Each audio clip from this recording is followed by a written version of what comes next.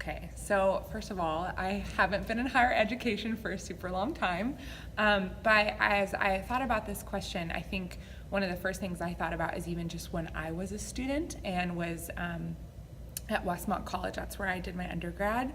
And I think one of the biggest things, at least that's changed for me, that I can see is students' awareness of a lot of issues that are going on in the world, and also very specifically around diversity and even students' own racial identity awareness, I feel like has really changed.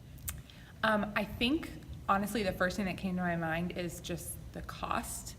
It is very expensive, and I know even a lot of people that I have graduated with, we're still paying off student loans, and so some students and I think some families don't necessarily think it's worth it. And just knowing, I mean, I don't know a ton, but what I do know about Generation Z, even in the students that are coming into college, is there is a great deal of even hesitancy to traditional forms of education, as well as to just authority figures, and higher education is built on power systems and structures, and so there's a natural mistrust, I think, of higher education in general.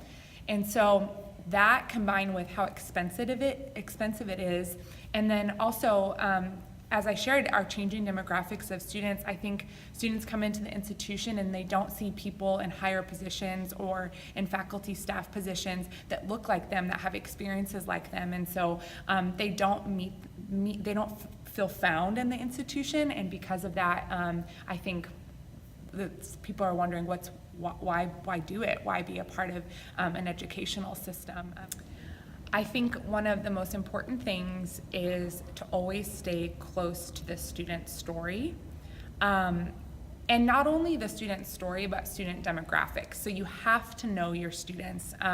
If we're not aware of what they're facing, of the unique challenges or needs that they have, we're not going to meet their needs and we're not going to educate them effectively. So I think being really, really smart about how you survey students, being creative about how you figure out what the needs are. So focus groups or traditional surveys, but then how can you make that creative or engage students so that you can actually figure out what the needs are. So I feel like that is very, very important. And then the other thing, I think we have to be better about staying up with media and culture. And I think sometimes, and I speak more from like a Christian higher education perspective, but I think we're sometimes afraid to get like sucked up into culture. But I think we really have to understand it in order to keep students engaged and actually figure out what the unique needs are of students. So if we're behind, we're gonna really miss supporting students well. I think one of the things, and this is just maybe comes from my unique place in the institution, but because I work with commuter students, I am seeing a very large increase in that population. I mean, currently 33% of our student population is commuter students, so they live off campus. And then I think one of the things we have to figure out is how do we still give students that are living off campus a comparable experience to residential students, while it's also not going to be the same. So a lot of these students still have family responsibilities. A lot of these students have a multitude of jobs, and so we can't fit our traditional model with those students. And I think that is one of the things that is going to change the most, is I think our commuter student population is going to continue to increase, especially with what I just said about cost.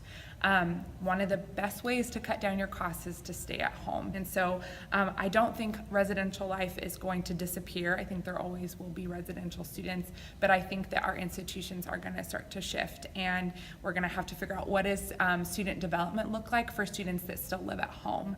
So we obviously just recently received kind of a huge transition with a new VP, and so our new vice president for student life is now going to be overseeing both graduate and undergraduate students, and I think that's one of the ways that we're preparing for the unique changes, and that we can't just look at undergrad residential students as students anymore. We have to try to figure out what does it look like to serve students at regional campuses that are graduate students, that are undergrad students, and that higher education is a process of development no matter where you're at, not just for the traditional undergrad students. So I think the fact that we've chosen to combine those two things I think is a really bold and scary move, but I think that at the end of the day, it will keep us afloat, and that we will actually be trying to figure out what does it look like to help students and to serve students and to help them develop and grow, even when they're in their PhD or their graduate programs, or when they're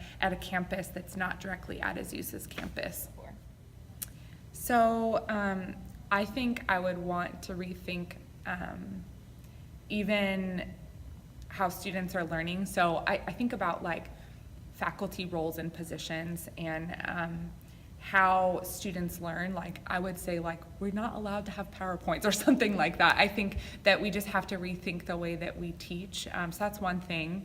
Okay. So I also think that one of the challenges we face, as I shared, that there are very few individuals, people of color, that are in higher positions. And so we have to start with our teams there, with people of color that are in higher positions, so that they can lead the way. So I think that that is one of the things as well that I would want to make sure that if there was a team of people, that it would look like a very diverse team of people that would reimagine, because right now I think we keep trying to fit things that aren't always working, and I think sometimes we just don't even know the way because we're not allowing people to lead that should be leading. So, yeah.